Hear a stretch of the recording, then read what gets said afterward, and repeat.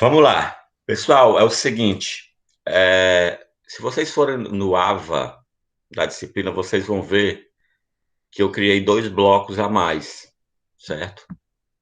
Eu criei um bloco chamado videoaulas e um bloco chamado material didático. No bloco chamado videoaulas, eu estou colocando as nossas aulas síncronas gravadas. Então, a aula do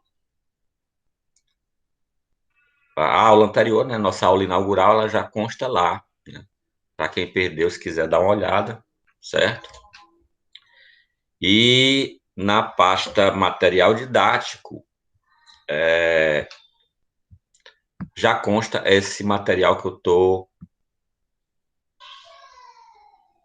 tô apresentando para vocês hoje, que é o material referente a inquérito policial, certo? Então, como eu disse para vocês na aula anterior, no, nessa aula de inquérito policial, nós não teremos atividades práticas, certo?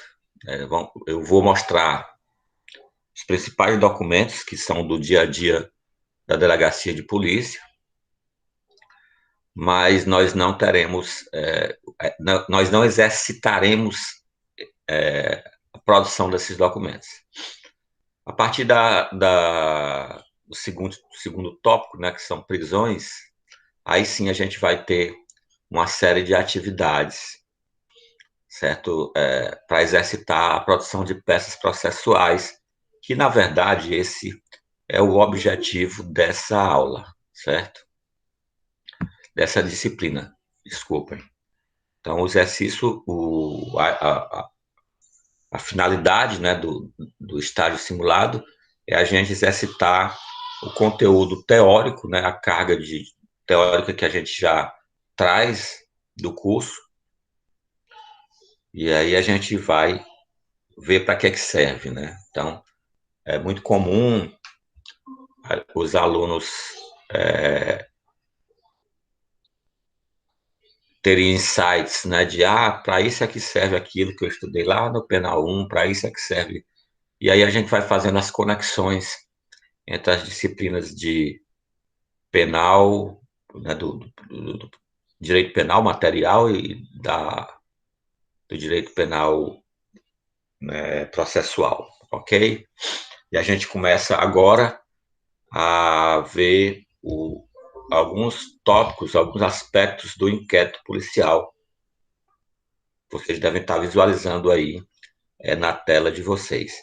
Eu vou pedir, certo, para vocês, já que a nossa turma é pequena, de que ao surgirem dúvidas, vocês façam pelo microfone, porque quando eu estou na tela de apresentação, eu tenho que sair da tela do Meet, e aí eu não tenho como visualizar perguntas que vocês colocam no chat, certo? Quando a turma é grande, eu peço para que faça a pergunta no chat e aí no final da aula eu respondo. Mas uma turma pequena como a nossa não tem sentido a gente não ter um, um contato mais próximo, né? Não vai ter tanta interferência na aula. Tudo bem, né? Então vamos lá. Sempre que a gente está estudando qualquer objeto, né? A gente tem um objeto de estudo à nossa frente. A primeira coisa que a gente deve fazer é a delimitação desse objeto. Então, a gente tem que colocar, né, fronteiras até onde vai a análise desse objeto. E a maneira mais simplória de estabelecer o foco, né, o escopo de estudo desse objeto é por meio de conceito. Então a gente escreve um conceito, então que alcance todo, né, o que a gente pretende nesse objeto. Então, como conceito de inquérito policial, a gente tem que é um procedimento administrativo, né? E tem por finalidade o levantamento de informações a fim de servir de base a ação penal ou as providências cautelares. Então, esse levantamento de informações, essa investigação que é feita durante o inquérito policial, tem essa finalidade, né? Ela pode, né? E aí não é que ela vá sempre servir de base para a ação penal, porque, como a gente vai ver mais na frente, a dispensabilidade do inquérito policial, ele não é peça obrigatória para a ação penal.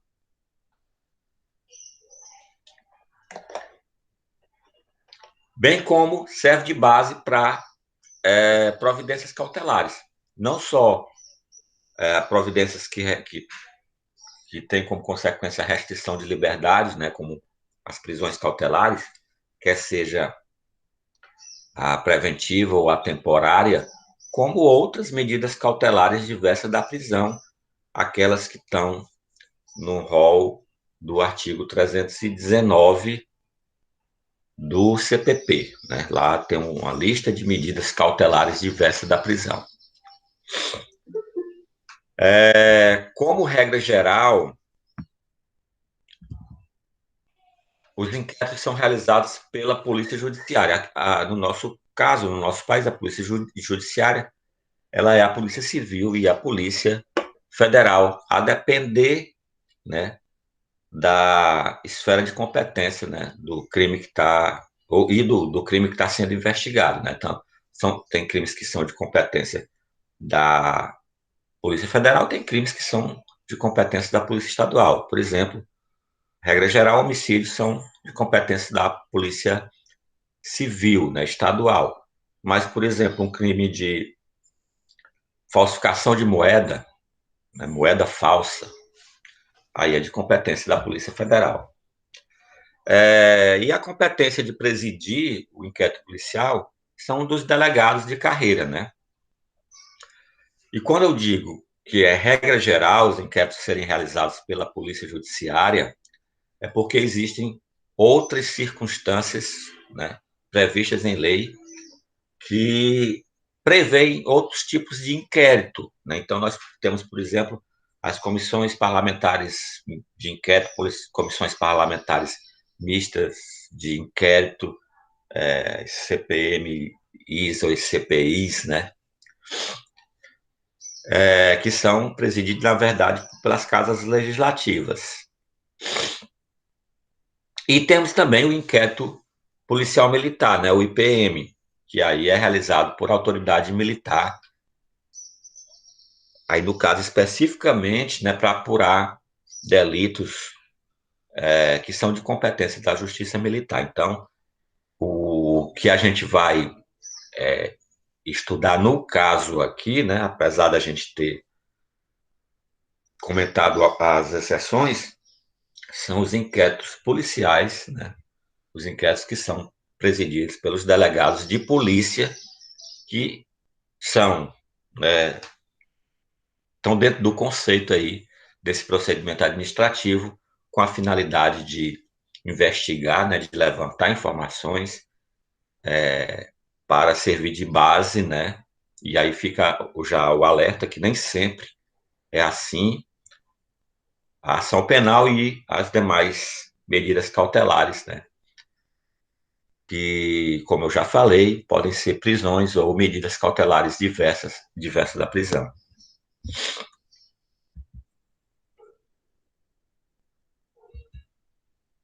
E a gente vê isso onde, pessoal? No próprio artigo 4º do CPP, né? Então, o artigo 4º do CPP traz, né, aquele conceito, traz a parte geral, o caput, né, traz a parte geral de quem é competente para presidir os inquéritos policiais, né? O artigo 4º caput traz que a Polícia Judiciária será exercida pelas autoridades policiais no território de suas respectivas circunscrições e terá por fim a apuração das infrações penais e da sua autoria, né? Então, a apuração de que houve a infração penal, né? Ou seja, se há a materialidade e quem foi o possível autor.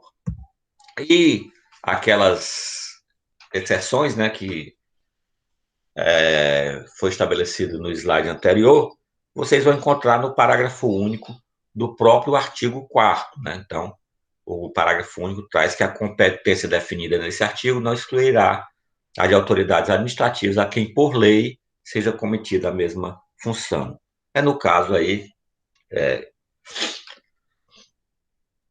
o parágrafo único está falando dos exemplos que foram dados anteriormente, como, por exemplo, as comissões parlamentares de inquérito, né, que são presididas por casas legislativas, né, então pode ser pela uma Câmara de Vereadores, pela uma Assembleia Legislativa Estadual, pela, pelas câmaras federais, né, pelo Senado. Então, existem essas exceções. E aí, pessoal, o inquérito policial tem algumas características. Primeiro, ainda é um procedimento escrito, né? Então, por mais que a gente tenha hoje a tecnologia, seja tudo virtualizado, né, se utiliza ainda o procedimento escrito. Eu vou, em um momento adequado, distribuir para vocês trabalharem alguns inquéritos policiais e vocês vão ver isso.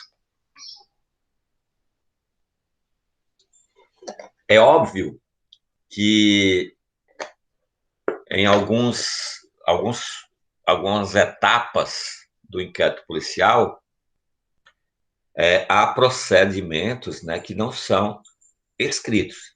Mas quando esse procedimento não é escrito, ele é reduzido a termo. Então, por exemplo, o delegado de polícia vai ouvir o réu, né, o acusado. O réu não, porque o réu só passa a ser quando a ação penal está aberta. Então, o indiciado. É um procedimento que é oral. Ele vai ouvir uma testemunha, um procedimento que é oral. Vai ouvir a vítima, procedimento oral, certo?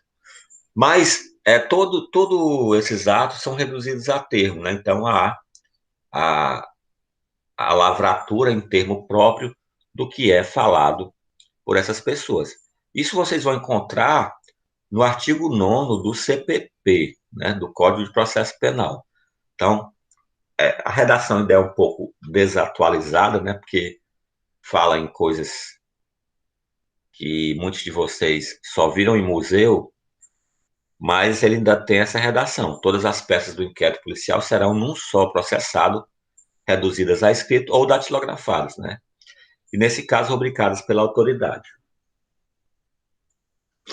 Aí é que está a questão do fundamento por esse procedimento ainda a ser escrito. Pessoal, vocês desculpem o meu fungado, mas é que eu tenho rinite alérgica e aqui perto da minha casa ontem teve um incêndio num sítio e minha casa ficou coberta de fumaça o dia inteiro. Quase que eu não consegui nem respirar. Vamos lá. Outra característica, pessoal, e aí é uma característica que diverge da ação penal, né, já que a ação penal tem como característica geral a publicidade, seria o sigilo. Não que todo inquérito policial seja sigiloso, não que as peças do inquérito policial sejam secretas, mas é óbvio que pela própria natureza da atividade, que é uma atividade de investigação, não se pode publicizar certas coisas porque a tornariam sem efeito, né? Por exemplo, já pensou se fosse obrigatório o delegado comunicar ao investigado que contra ele iria ser aberto um procedimento de escuta telefônica? Obviamente, esse procedimento não serviria para nada, né? Tornaria-se totalmente inócuo. Então, daí é que certo, nós temos essa característica como do inquérito policial. E essa característica, pessoal, vocês vão encontrar no artigo 20 do CPP. Então, o artigo 20 traz essa redação. A autoridade assegurará no inquérito o sigilo necessário à elucidação do fato ou exigido pelo interesse da sociedade. Então, esse sigilo se refere exatamente a isso, a necessidade de elucidação de fato ou o interesse social, né? Outro exemplo, né? Já pensou se quando fosse cumprido uma busca e apreensão fosse comunicado não, ao indiciado, olhe, daqui a 3 dias nós faremos uma busca e apreensão na sua casa. É óbvio que quando fosse executado essa atividade,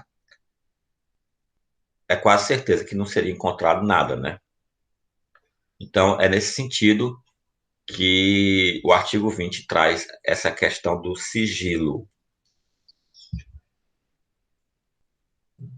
E esse sigilo, pessoal, ele vem não só no interesse da própria investigação, mas também atende interesse do investigado. E isso a gente consegue perceber no parágrafo único do artigo 20. Então, a redação do artigo, do parágrafo único do artigo 20 deixa isso bem claro, né? Nos atestados de antecedentes que lhe forem solicitados, a autoridade policial não poderá mencionar quaisquer anotações referentes à instauração de inquérito contra os requerentes, salvo no caso de existir condenação anterior.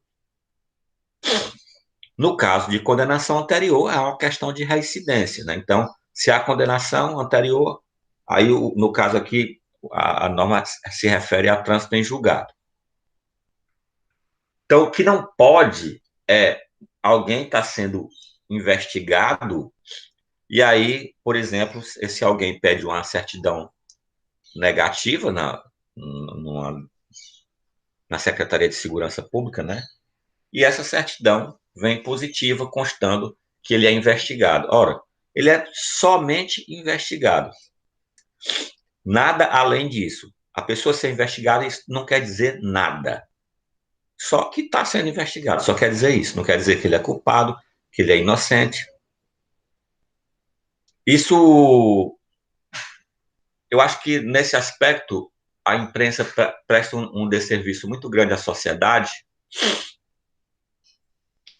quando faz crer, né, as pessoas menos, as pessoas que não têm a obrigação, como nós temos como juristas, de conhecer a lei, né, e nós que eu falo, vocês que já estão no 8º semestre da faculdade já têm essa obrigação de saber que a pessoa investigada não é uma pessoa culpada. Então, quando eu digo que presta esse desserviço, é porque as pessoas, quando a imprensa divulga, fulano de tal está sendo investigado por crime tal, tal e tal, já gera na cabeça das pessoas, né, isso baseado no senso comum, de que aquela pessoa é um delinquente, né, é um bandido. E muitas vezes nem é, né? Então, há muito hoje a questão de destruição de reputação, né, principalmente por meio de rede social, baseado simplesmente nesses aspectos de que a pessoa é um investigado. Qualquer um de E nós pode ser professor, investigado. Oi. desculpe interromper seu raciocínio, eu Não, pode falar, Lucas.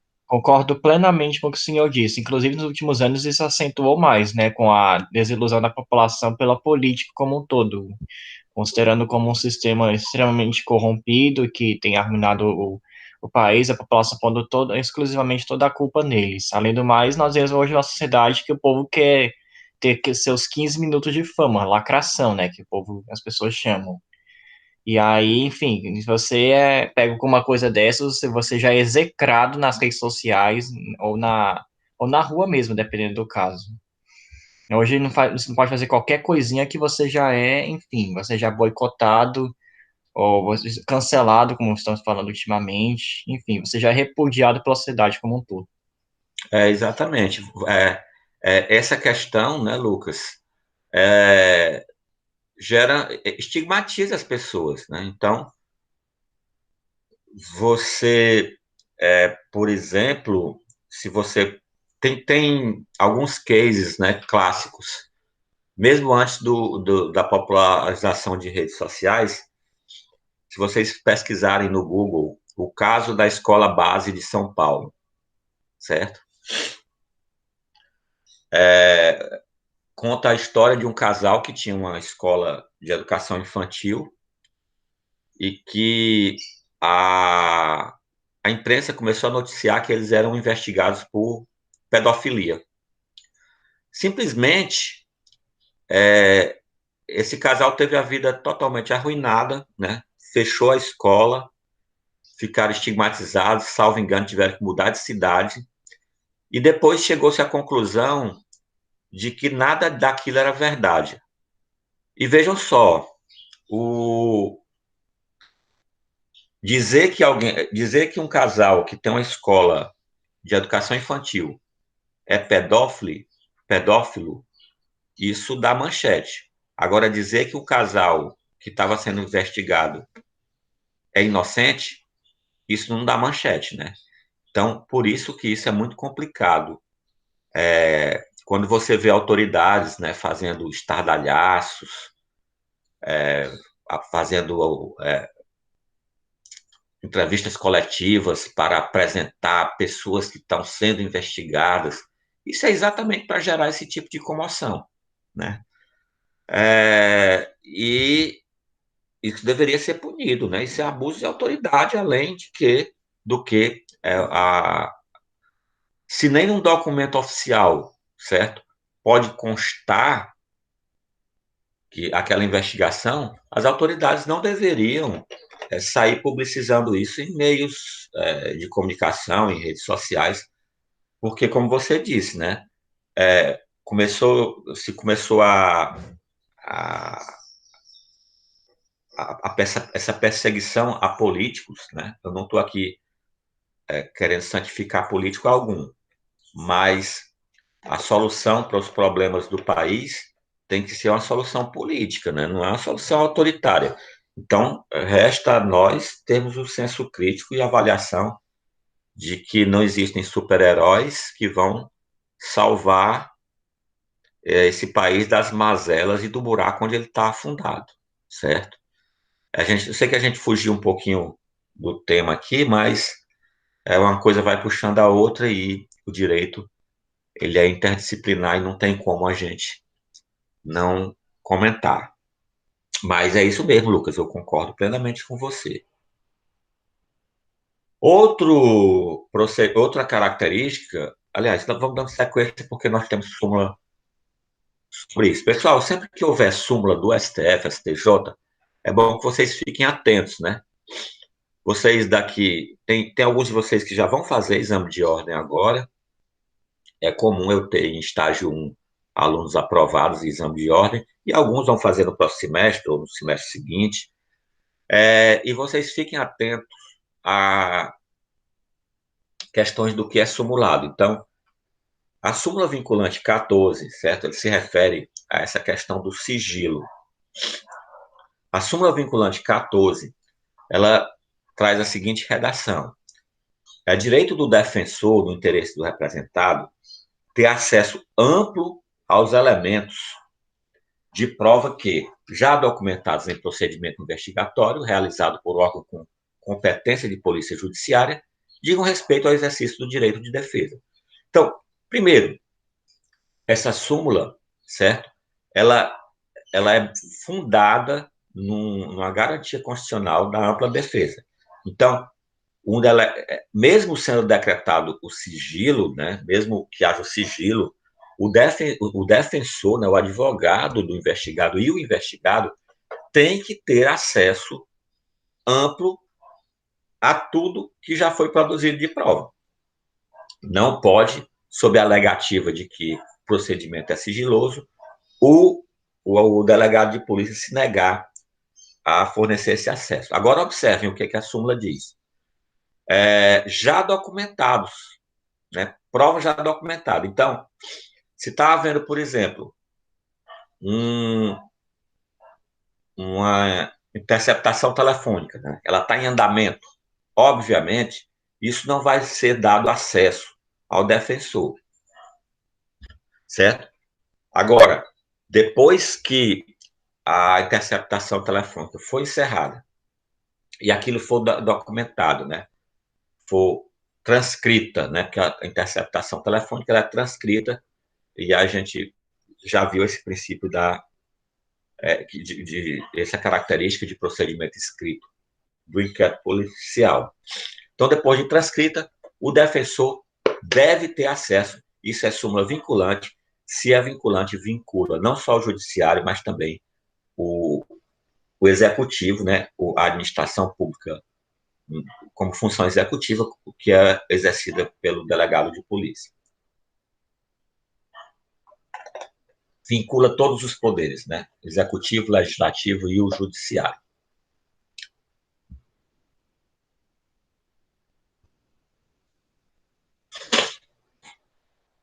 Outra característica do inquérito policial é a indisponibilidade. Certo, pessoal? Isso quer dizer que a autoridade policial não pode, por conta própria, arquivar os autos de inquérito. Fiquem atentos a isso, certo? Porque houve mudança recente no fluxo de arquivamento do inquérito policial. E a gente vai já ver isso. Então, quando vocês estudaram em processo penal, o fluxo de arquivamento era que o Ministério Público solicitava o arquivamento ao juiz, o juiz podia concordar ou não, se concordasse, arquivava, se não concordasse, mandava para o procurador-geral, que poderia concordar ou não, se concordasse, o juiz era obrigado a arquivar, se não concordasse, oferecia denúncia ou encaminharia ao outro órgão do Ministério Público. Hoje em dia isso não é mais dessa forma, o arquivamento do inquérito policial é feito somente no âmbito do Ministério Público, certo? Mas não pode ser determinado pelo próprio delegado. Todo inquérito policial que é iniciado, certo? O inquérito policial ele pode iniciar de diversas formas, né? A gente vai ver isso também mais na frente. Ele pode iniciar, por exemplo, por portaria. Ele tem que ser relatado, que é a última peça do inquérito policial, ele é o relatório. O relatório pode até conter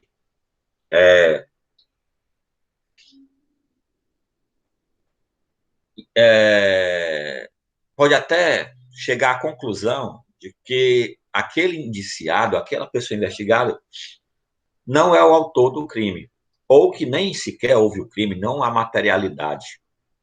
Mas ele tem que relatar, ele tem que finalizar o inquérito e encaminhar para o Ministério Público, certo? Isso é o que representa essa característica de indisponibilidade.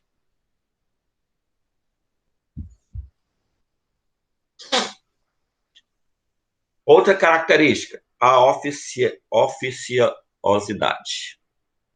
Essa característica de oficiosidade, pessoal,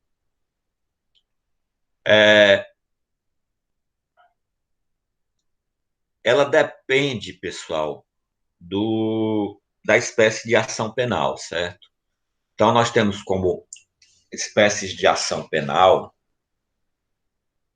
nós vamos ter ação penal pública, incondicionada, que é a regra geral, certo?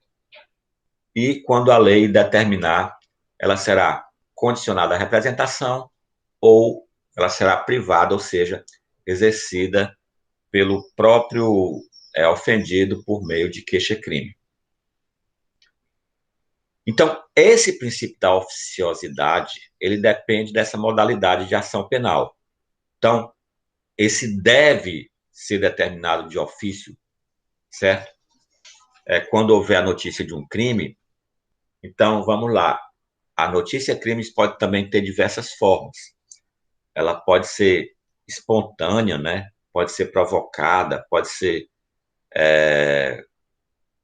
coercitiva, e isso vai determinar a ação do delegado de polícia na abertura do inquérito policial. Então, se a ação é pública incondicionada, por exemplo, e a notícia crime é espontânea, vou dar um exemplo aqui. Delegado de polícia acorda, está tomando café da manhã, ouvindo o rádio, quando houve a notícia de que foi encontrado um cadáver num terreno baldio que se encontra dentro da circunscrição que ele atua. Ora, encontrou um cadáver, né? Há uma suspeita de que seja homicídio, né? Ele de ofício, já que o homicídio, no artigo 121, ele é de ação pública incondicionada, ele não precisa de mais nada além dessa notícia para, de ofício, certo? Instaurar a investigação, o inquérito policial. Aliás, ele é obrigado a fazer isso, certo? A ação penal aí é pública, né? E é incondicionada. Outro exemplo, se alguém, vê se eu lembro aqui desculpem porque quem acorda começa a dar aula 7h30 da manhã, a memória ainda não está funcionando muito bem não, certo? Está pegando no tranco. Crimes de ação pública condicionada à representação. Crime de ameaça, por exemplo. A notícia crime chega ao delegado por meio da vítima, né? Então, é um outro tipo de notícia crime. Nesse caso aí, ela é provocada, né? Ele também deve agir de ofício, porque a vítima se dirigindo até ele em um crime de ação pública condicionada à representação, certo? Essa manifestação da vítima de ir até o delegado funciona como se fosse a representação. Logo, ele também está obrigado. Assim como em crimes de ação penal privada, por exemplo, artigo 345, exercício arbitrário das próprias razões, quando não há violência, óbvio. Porque quando há violência, a ação é pública incondicionada. Ele só pode agir também se a vítima se dirigir até ele e manifestar o interesse na investigação. Então, esse dever de ofício, essa obrigação, ela está intimamente ligada à modalidade da ação penal.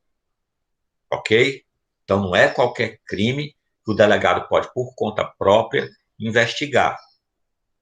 Porque a própria previsão legal de nós termos essas 3 modalidades de ação penal, elas são exatamente para preservar, em certos casos, a vontade da vítima, né? Isso é para evitar o que se chama de escândalo do processo. Ou seja, o processo penal ou a investigação criminal ser tão mais grave para a vítima do que a própria ofensa, certo? Então, é nesse sentido que vem essa oficiosidade. A gente vai explorar mais isso quando estiver falando de ação penal.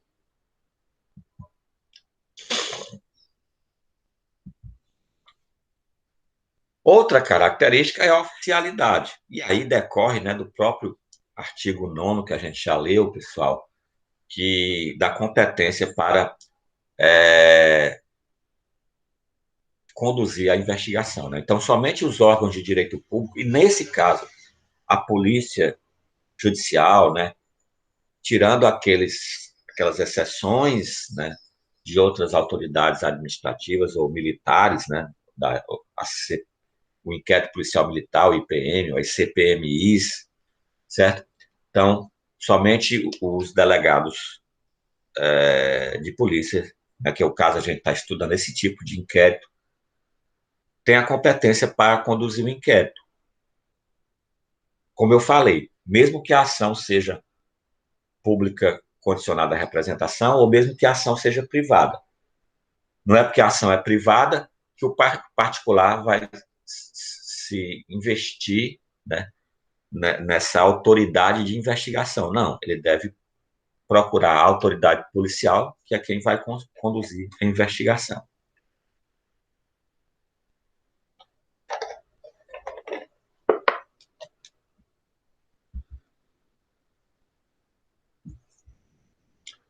Uma outra característica, e talvez essa seja a mais relevante, é que apesar de ser a mais contestada, né, hoje em dia,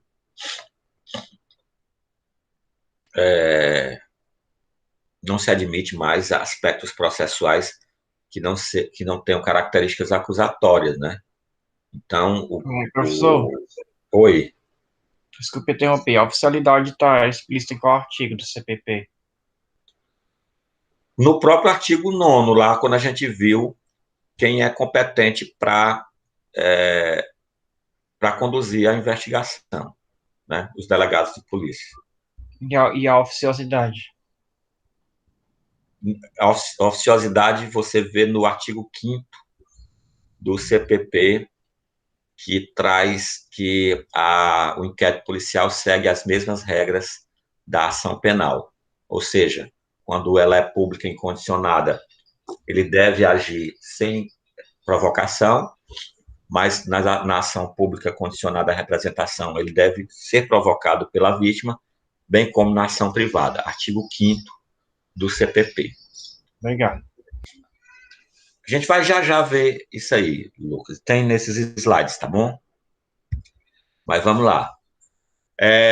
Como eu estava dizendo, existe uma crítica muito severa, tanto no inquérito policial quanto na própria ação penal, que aí a gente ainda tem características, alguns pontos como características de inquisitivo, dele não ser um procedimento puramente acusatório, né? Assim como a ação penal devia ser. A característica de ser inquisitivo, ela é uma característica que advém da mitigação de, de garantias constitucionais, certo?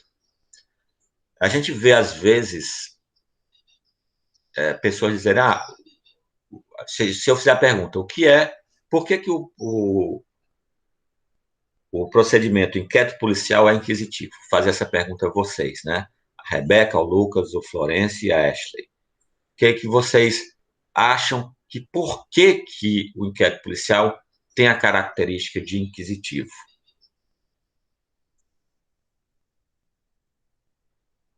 Silêncio, né? É, vou fazer igual a Dora a aventureira, né? Eu faço a pergunta, espero um pouquinho, ninguém responde, obviamente, porque as crianças estão vendo pela televisão, e aí depois ela mesma responde, né? Pessoal, muita gente, e aí a gente vê isso quase que diariamente, atribui, né, o conceito de procedimento inquisitivo da seguinte forma: o procedimento é inquisitivo porque não tem contraditório e ampla defesa. Isso é errado, certo? O procedimento, quando se diz que um procedimento é inquisitivo, quando se diz que um procedimento é acusatório, ele se contrapõe pela seguinte característica: um procedimento inquisitivo, ele concentra em um só ator vários papéis. Ele concentra num só ator o papel de acusador, defensor e julgador, que é o que acontece com o delegado de polícia. Ele mesmo faz tudo. Ele mesmo escuta a testemunha, ele relata, ele que faz as perguntas, ele bota suas conclusões no relatório, certo? Então, por isso que é inquisitivo. Por ser inquisitivo, aí é uma consequência dele ser inquisitivo. Nós temos a mitigação do contraditório e da ampla defesa. Não é que seja afastado totalmente. A gente já viu, até pela súmula vinculante 14, que o advogado tem que ter amplo acesso ao material já produzido como prova, certo? Já o procedimento acusatório, certo? É um procedimento em que nós temos atores processuais com papéis determinados e distintos.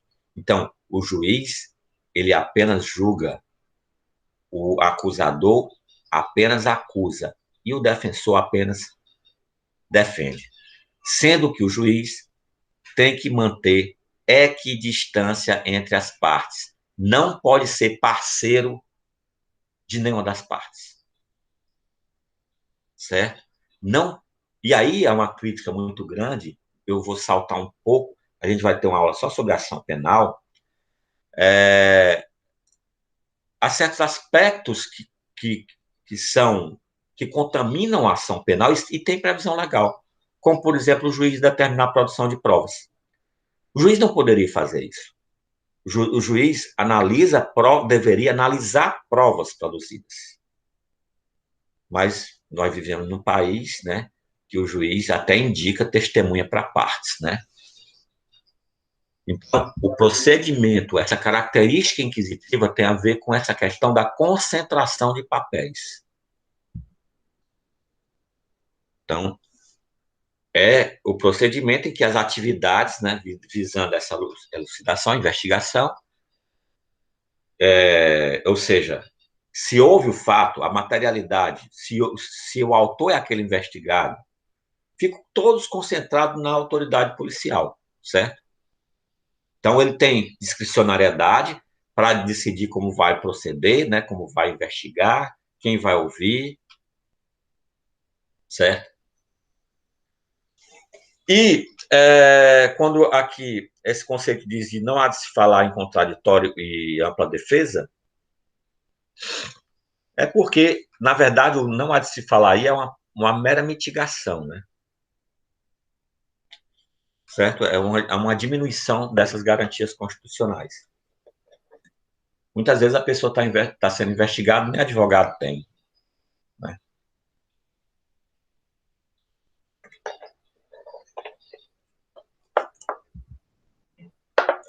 E aí, pessoal, fiquem atentos para exceções, né? Então, vocês sabem que o direito ele é carregado de exceções, né? E aí existe um inquérito policial, né, que ele é de competência da Justiça da Polícia Federal, né? Obviamente vai ser processado na Justiça Federal e terá como consequência um decreto presidencial, que é o inquérito que vai apurar, né, fatos que possam gerar a expulsão de um estrangeiro, certo? Então, esse inquérito, ele, por previsão legal da Lei 6.815, ele exige o contraditório e a ampla defesa. Então, nesse caso aqui, nós temos uma exceção dessa característica inquisitiva do inquérito policial.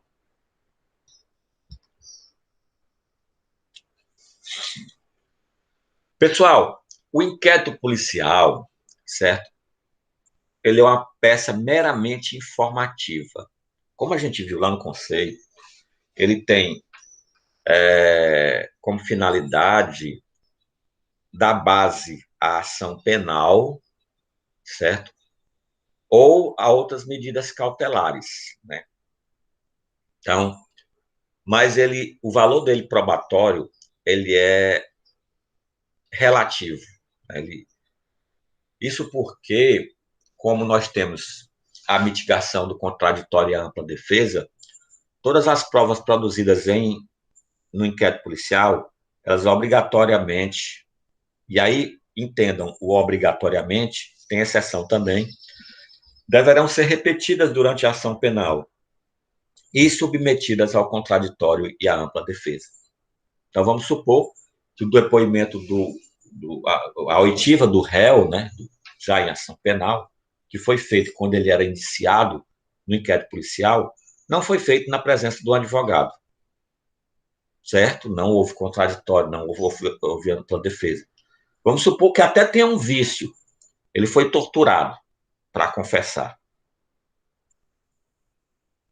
Isso, pessoal, não pode servir, né, por exemplo, a confissão na fase de investigação policial não pode servir para fundamentar uma possível sentença condenatória. Porque durante a ação penal, quando ele for réu, ele vai ser ouvido, certo? Vai ter direito a contraditório, a ampla defesa, vai repetir o seu depoimento. Não é difícil, é até comum a gente ter situações em que o réu diz uma coisa durante o inquérito policial e o réu diz totalmente o contrário quando vai ser ouvido durante um juiz. Aí muita gente associa isso à orientação do advogado. Nem pode até ser, mas nem sempre é, né, pessoal? Porque às vezes o, a situação em que se encontra o réu é diferente. Uma pessoa presa pode fazer qualquer coisa, né, para buscar a sua liberdade, que é um estado natural da gente. Né?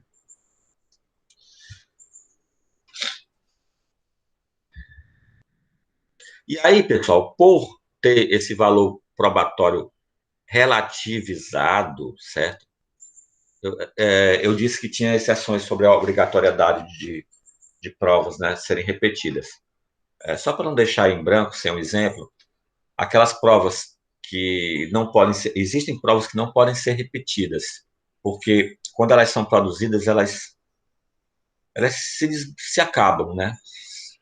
Não, não, não resistem à investigação. Vamos supor que uma gota de sangue que seja encontrada seja submetida a um exame pericial, né? Um teste de DNA. Obviamente, se o conteúdo é muito pequeno, né, não vai poder ser repetido na ação penal. E outras situações são provas que são produzidas antecipadamente, porque não se pode esperar pela ação penal. Por exemplo, a testemunha do crime é uma pessoa que está no leito de morte, né? É um moribundo. Então, obviamente, né?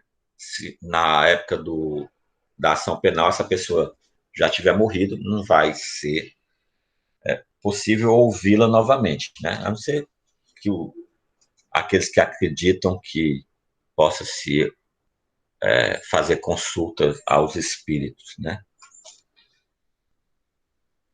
Ok? Então, existem essas exceções. E aí, pessoal, como é relativizado isso, eventuais vícios que estejam no inquérito policial, eles não contaminam o processo penal, certo? Eu dei o exemplo agora há pouco de um investigado que pode ser torturado para confessar durante o inquérito policial. Obviamente, né, pessoal, há um vício aí, né? Certo? Mas esse vício não contamina a ação penal. Por quê? Exatamente porque o réu vai ter a oportunidade de ser ouvido novamente e, durante a ação penal, submetido a sua oitiva ao contraditório e à ampla defesa.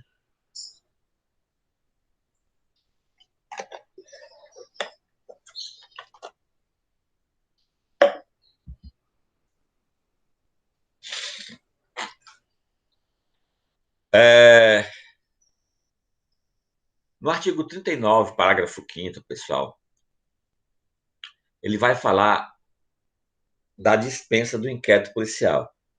Como eu falei anteriormente, no conceito, né, de inquérito, o inquérito seria um procedimento administrativo que serviria por base, né, para fundamentar a ação penal ou medidas cautelares.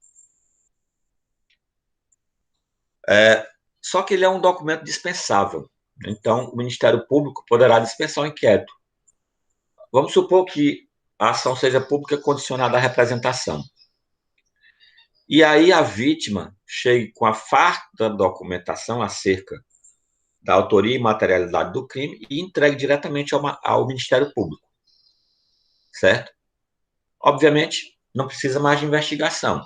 O Ministério Público achar que aquilo é suficiente, né, para subsidiar a ação penal, ele vai oferecer denúncia com base naquilo que é recebido, sem a necessidade de haver o inquérito policial. Aliás, né, a gente tem, hoje em dia, um Ministério Público tão punitivista que eles oferecem denúncia até sem ter prova, né? Imagine tendo. Observação importante, pessoal, aí que vocês têm que fazer nesse parágrafo 39, artigo 5º. A ação penal, nesse caso, o Ministério Público oferecerá a denúncia no prazo de 15 dias. Por que esse prazo é importante para a vítima do crime que entrega a documentação? O que isso influi? Qual é a situação, qual o procedimento que a própria vítima pode tomar se o Ministério Público não oferecer essa denúncia em 15 dias? Alguém se arrisca? Rebeca, Lucas, Florencio e Ashley? Ninguém? Todos me abandonaram. Hoje todos deixaram a foto aí, foram continuar a dormir. Só o Lucas não, né? A Rebeca também já falou comigo. Pode repetir a pergunta? Eu estou aqui, professor. Nesses 15 dias que tem no artigo 39, né?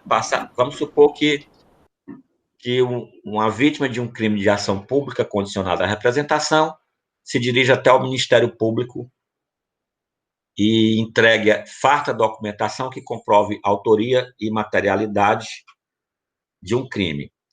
E se esgota esse prazo de 15 dias previsto no parágrafo 5º do artigo 39. O que é que a vítima pode fazer?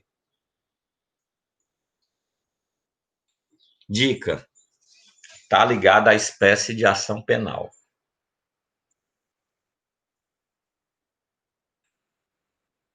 Existe a ação penal pública, que ela pode ser incondicionada ou condicionada à representação, e existe a ação penal privada, certo? Que ela tem uma espécie que é para sanar esse tipo de inércia do Ministério Público, que é a ação penal privada subsidiária da pública, ok?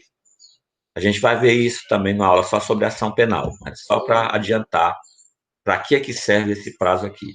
Então, se o Ministério Público não oferece a denúncia, o particular pode entrar com uma queixa-crime subsidiária à ação pública. Isso não quer dizer que ele vai assumir a função do Ministério Público, não. Ele vai dar o start, né, o pontapé inicial na ação penal. Só isso. Depois o Ministério Público assume. Afinal de contas, a ação continua sendo pública.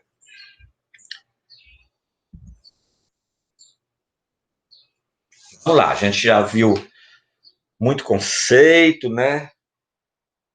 Ninguém aguenta mais ouvir conceito, característica. O professor fazendo pergunta e atrapalhando o sono.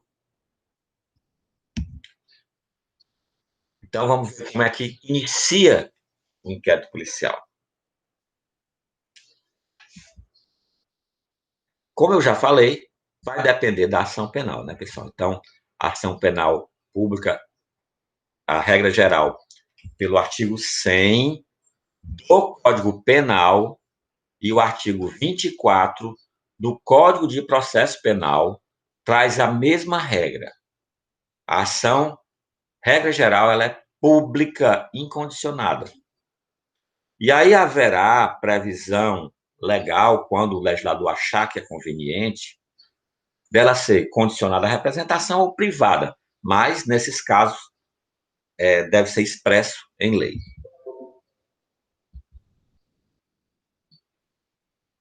Ok? Então, vai depender. A questão da característica da oficiosidade está ligado a isso.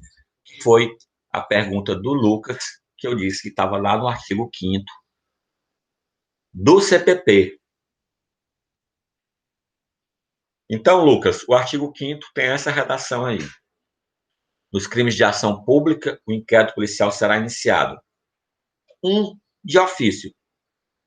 2, mediante requisição da autoridade judiciária ou do Ministério Público, ou a requerimento do ofendido ou de quem tiver qualidade para representá-lo. Então, nos crimes de ação penal pública incondicionada, de ofício. Então, aquele exemplo que eu dei, o delegado de polícia está tomando seu café da manhã, ouvindo o rádio, ouvindo o programa policial, né? Porque eu não sei se vocês já perceberam, o programa policial só passa na hora das refeições, né? É no café da manhã, é no almoço. Deve ser para estimular o apetite de quem é sádico, né? Porque, pelo amor de Deus, eu não consigo assistir um programa desse. E aí, pessoal? Deve ser proposital. Estimular o exemplo, a selvageria e o cinismo na hora que você está fazendo as refeições do dia. Exatamente. Para se Deve ser preparar para para o despertar os trabalho. instintos mais selvagens da pessoa, né? Mais animalescos. Aí vamos lá. Prestem atenção, pessoal, a esse inciso 2, porque esse inciso 2 já foi cobrado em vários concursos. Mediante requisição da autoridade judiciária, ou seja, um juiz. Há uma discussão muito grande. Aí nós temos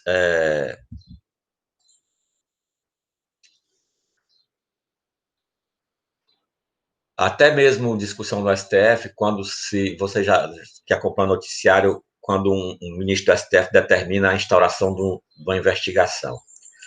Porque dizem que tá sendo inquisitivo. Realmente está, né? A gente tem que concordar com as pessoas que defendem essa tese. Agora, algumas pessoas só defendem essa tese quando é contra eles, né? Quando é contra os outros, eles acham bacana. Então, a gente tem que manter coerência nos nossos posicionamentos. Eu acho que não deveria. Eu acho que é um procedimento inquisitivo. Aliás, o pacote anticrime traz o juiz de garantias, né, que está suspenso, né, exatamente para que não haja contaminação da ação penal. Por exemplo, um juiz que atua durante uma investigação criminal, ele não poderá ser, né, quando estiver valendo essa questão do juiz de garantias, ele não poderá ser o juiz da fase de conhecimento da ação penal. Então, aquele juiz que determina medida cautelar, prisão preventiva, prisão temporária, medidas cautelares diversas da prisão, ele não poderá julgar o processo. Isso exatamente para que não haja contaminação, certo? Do processo. Né? Obviamente, o juiz que manda produzir uma prova, ele pode ser tá influenciado já, né, pelo esse próprio procedimento. A autoridade judiciária ou o Ministério Público, ou a requerimento do ofendido ou quem tiver qualidade para representá-lo. Pessoal, faça uma separação, certo? Nesse inciso 2, até Ministério Público. Então, mediante requisição da autoridade judiciária ou do Ministério Público. Até aqui, o delegado de polícia, ele é obrigado a instaurar o inquérito policial. Certo? Então, isso eu já vi cair em concurso, exame de ordem, se o delegado de polícia teria discricionariedade para instaurar um inquérito policial quando fosse requisição de autoridade judiciária ou do Ministério Público. Não, ele é obrigado. Agora, depois da vírgula aí, ou a requerimento do ofendido ou de quem tiver a qualidade para representá-lo, por exemplo, um advogado,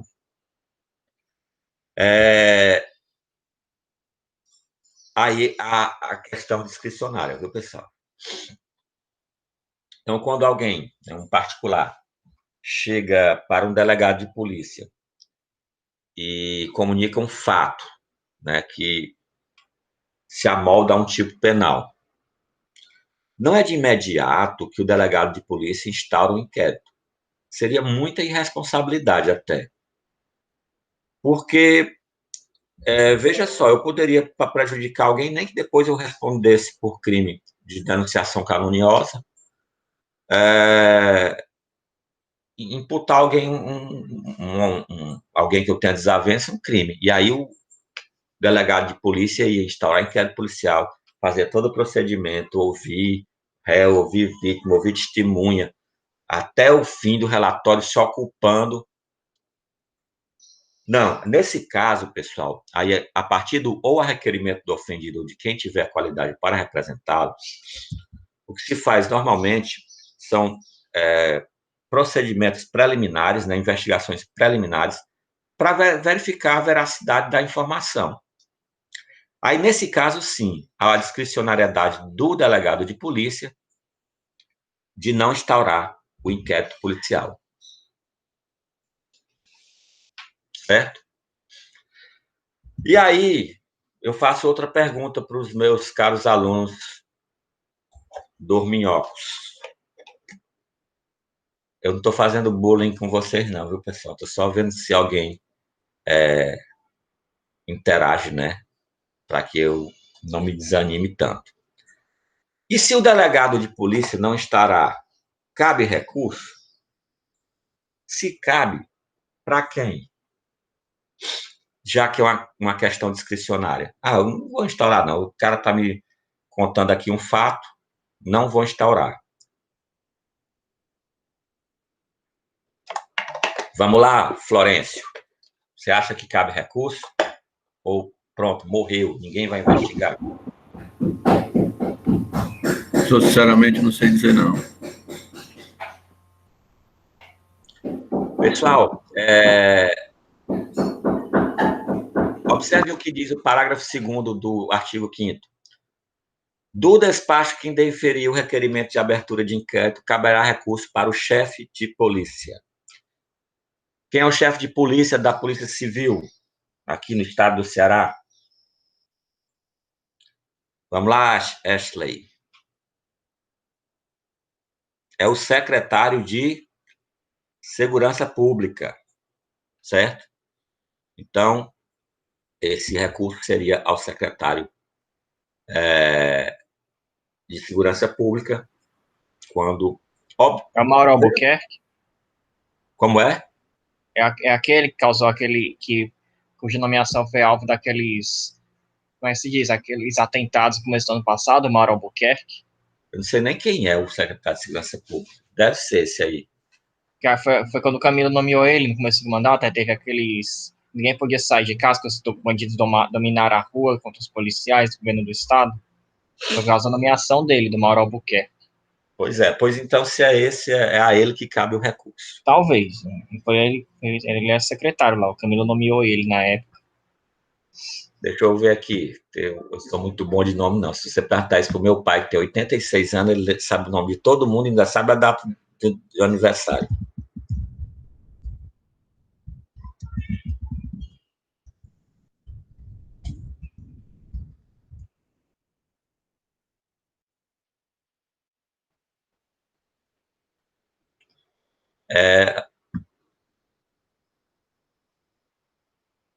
André Santos Costa. Tem o André Costa também, esse já eu conheço de nome também. Esse aí aqui é o secretário. Então, no nosso caso, caberia recurso André a ele. Costa. Né? Pessoal, o parágrafo 1º do artigo 5º, ele traz procedimento, né? Como é que você deve fazer? Então, quando você leva... Vamos deixar logo claro uma coisa. O senso comum chama... o fulano de tal foi dar queixa na delegacia. Ninguém dá queixa na delegacia.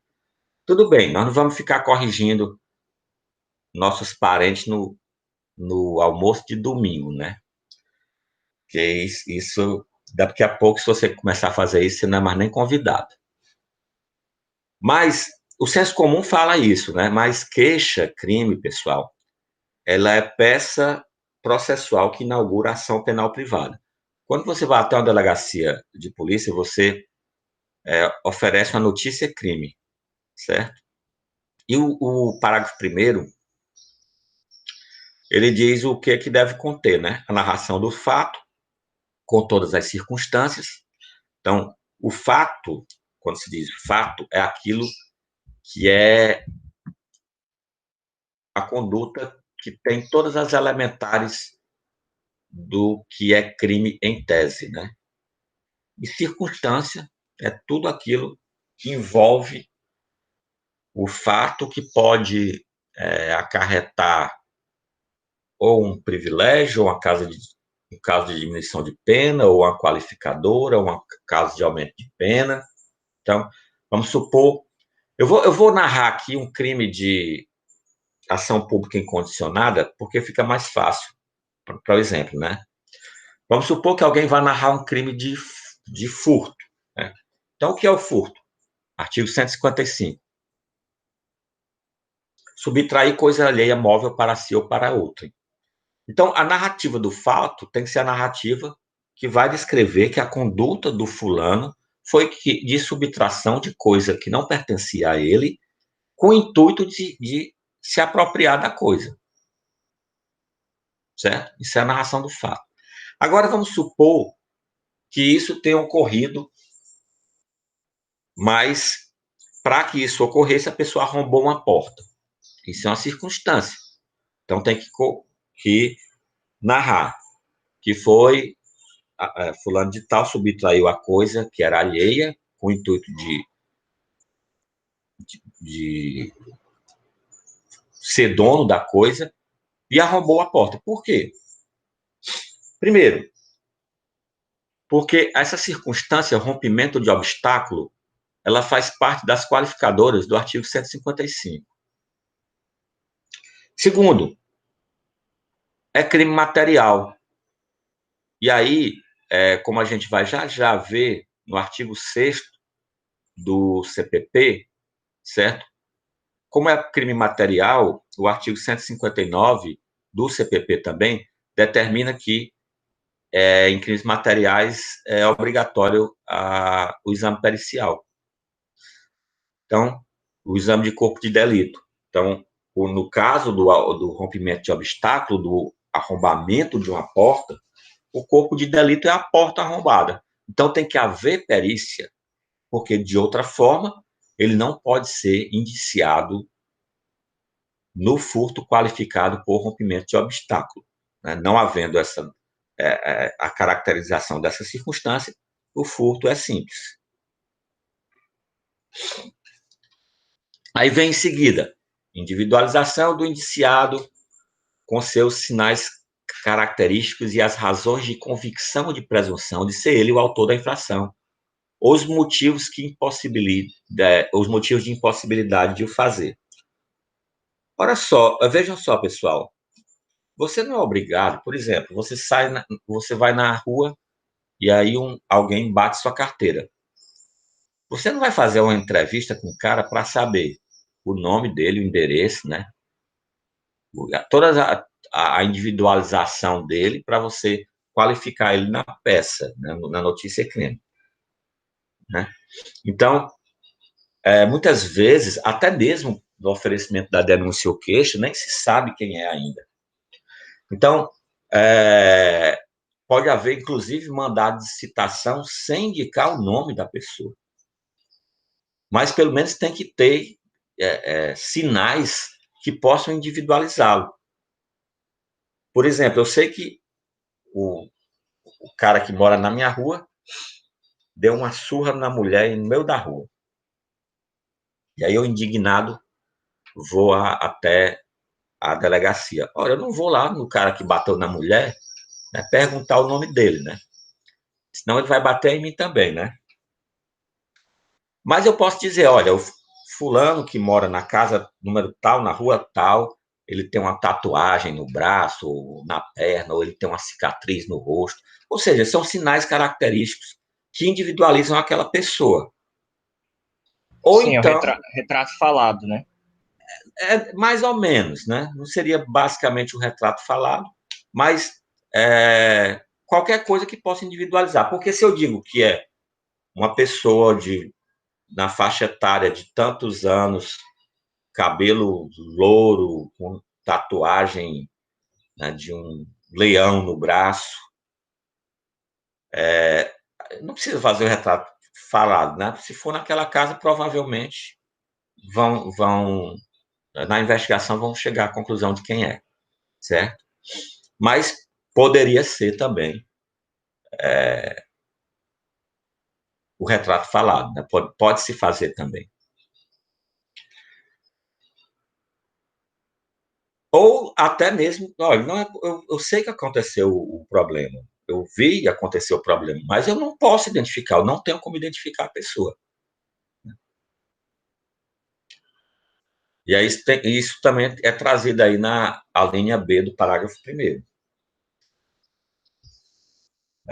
E a última linha aí do parágrafo 1º, a nomeação de testemunhas com indicação de sua profissão e residência. Também, muitas vezes, você não consegue. Pode dizer, olha, o fulano tal da casa vizinho viu, o fulano... E aí, a apuração dessas testemunhas é feita na própria investigação policial. Nós já vimos o parágrafo 2º, né, pessoal? E aí o parágrafo 3º traz a questão da notícia-crime, né? Então, qualquer pessoa do povo que tiver conhecimento da existência de infração penal em que caiba ação pública, poderá verbalmente ou por escrito comunicá-la à autoridade policial e esta, verificada a procedência da informação, mandará instaurar o inquérito. Como eu disse, quando a comunicação vem não da autoridade judiciária ou do Ministério Público, há uma discricionariedade, né? O próprio parágrafo 3º diz que a autoridade policial vai verificar a procedência da informação e mandará instaurar o inquérito. E veja só, pessoal, quando fala qualquer pessoa do povo que tiver conhecimento da existência de ação penal, aqui a ação penal é pública e incondicionada. Porque só quem pode, certo, levar a notícia do crime da ação pública condicionada à representação é o próprio ofendido. Certo? Então, esse parágrafo 3º se refere especificamente à ação penal pública incondicionada. E aí, o parágrafo 4º vai deixar bem claro isso que eu acabei de falar.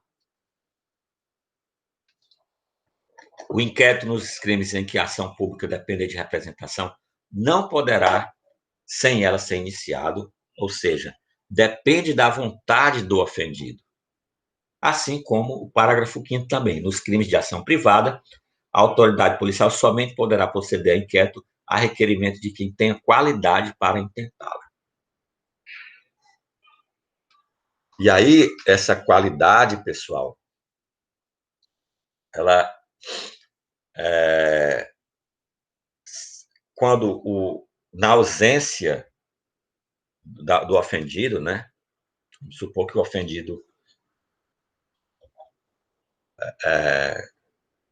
tenha sofrido um crime de ação penal pública condicionada à representação ou um crime de ação penal privada. E aí vem, por exemplo, né, num caso hipotético, a morrer. E aí fica sem ação penal, ninguém pode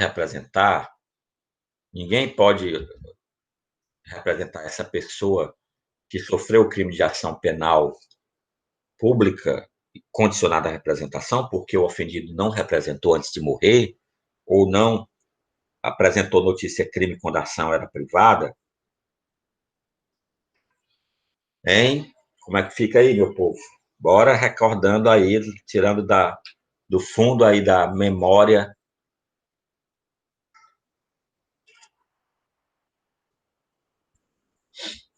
Vamos lá. E aí, Rebeca, o que você acha? Ou não acha?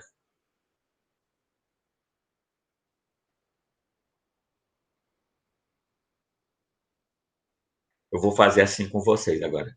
Eu vou fazer a pergunta, eu só falo agora quando alguém falar comigo, igual a menina. Vocês me deixam aqui sozinho. Vamos lá, então. Pessoal, existe uma regra, né, para isso. Que você pode usar a expressãozinha CID, C-I-D-E. É CID mesmo, né? CIDA, né? CIDA. Aí, onde foi que eu tirei esse CID? Estava pensando no tributo. CIDA, né? Cônjuge, irmão, descendente e ascendente. Essa regra está lá no artigo 24 do CPP. Então, na ausência do ofendido, existe essa sucessão aí processual, né, cônjuge, irmão, descendente e ascendente, SIDA, que vai poder, né, iniciar aí o inquérito policial, assim como a ação penal. E professor, Oi. esse SIDA, ele é na ordem, cônjuge, irmão, descendente, ascendente? O Nessa ordem? código traz dessa forma, mas não é obrigatória ter a ausência do cônjuge para poder o irmão atuar, ter a ausência do irmão para o ascendente, não. É um deles, certo? É alternativo, certo? Ah, não necessariamente nessa ordem, pode começar com o irmão Exatamente. se quiser, né? Exatamente. Eles têm essa legitimidade, os quatro, né? E aí, obviamente, né, pessoal, apesar do código falar em cônjuge, obviamente o companheiro, né, aquele que vive em união estável, também teria, né? Não teria sentido nós não colocarmos a equiparar, fazer essa analogia do cônjuge com o companheiro, haja visto que se nós não fizéssemos, nós teríamos trazendo prejuízo para a vítima, para o ofendido, certo?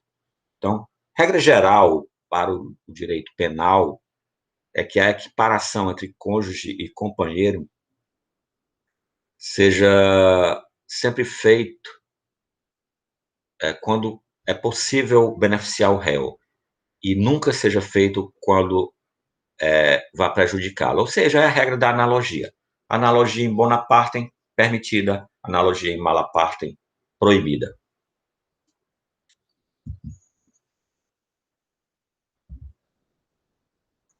O artigo 6º, pessoal, faz providências. Não só.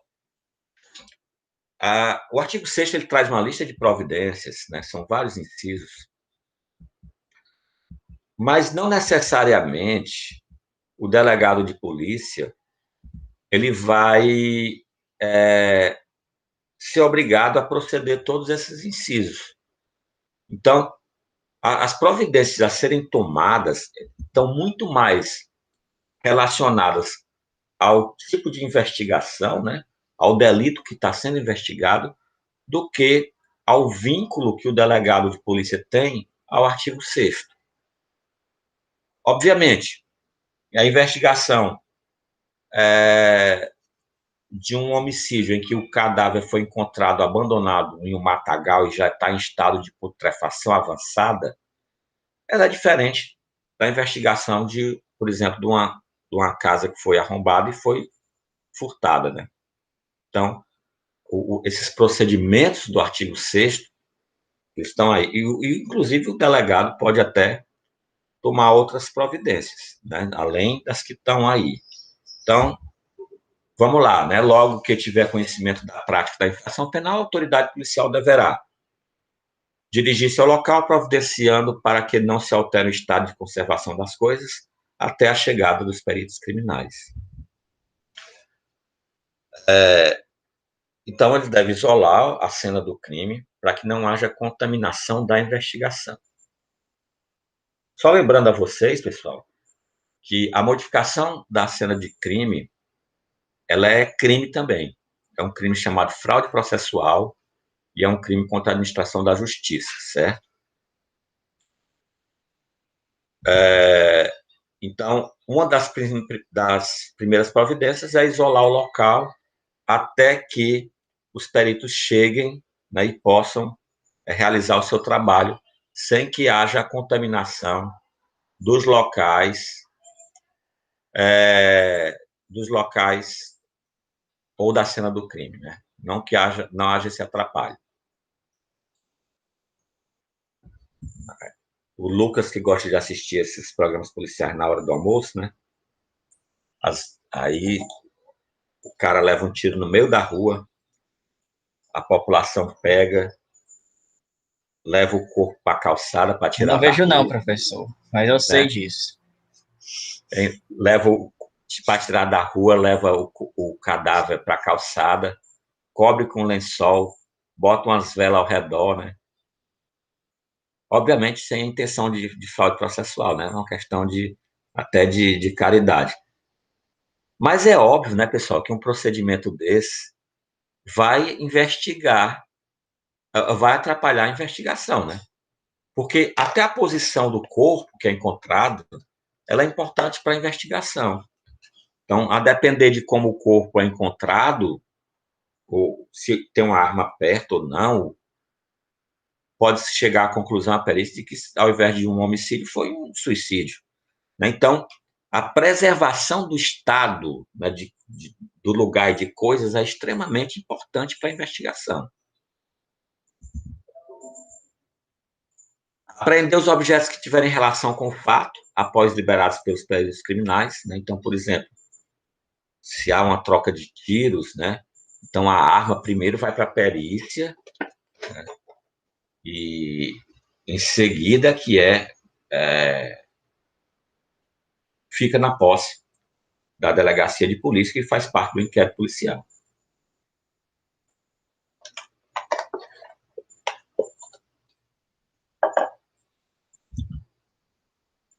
Colher todas as provas que servirem para o esclarecimento do fato e suas circunstâncias. Ouvir o ofendido, ouvir o indiciado, com observância no que for aplicado mais na frente do Código Penal, né? Devendo o termo ser assinado por duas testemunhas que lhe tenham ouvido a leitura. Proceder reconhecimento de pessoas e coisas e acareações. Aquela situação, né, de que a pessoa vai para uma sala de reconhecimento, né, e tem um espelho que o reconhecido não vê o outro, né. Determinar se for o caso que se proceda ao exame de corpo de delito e qualquer outras perícias. Então, se for o caso, no caso de crime material, é obrigatório, né. Ordenar a identificação do indiciado pelo processo datiloscópio, se possível, e fazer juntar os autos sua folha de antecedentes. E averiguar a vida pregressa do indiciado sob o ponto de vista individual, familiar, social, sua condição econômica, sua atitude e estado de ânimo antes e depois do crime, durante ele, e qualquer outros elementos que contribuem para a apreciação do seu temperamento e caráter. Vejam só, pessoal, a gente pode perceber pela essa leitura dos incisos aí que é um guia, né, mas não obrigatório, né? Então, por exemplo, ouvir o ofendido. Obviamente, se for um crime de homicídio, né, não se pode ouvir a vítima, né? Se for consumado, ele morreu, né? Então, a depender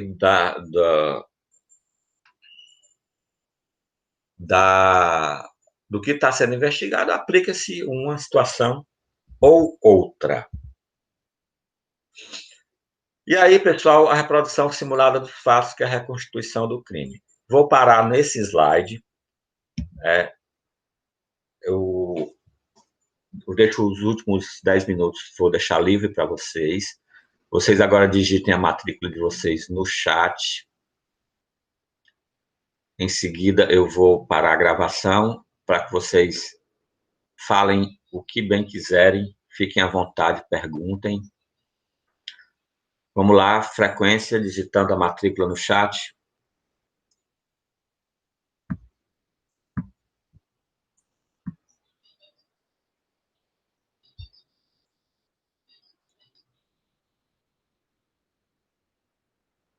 Vamos lá, Ashley, Florencio, Rebeca.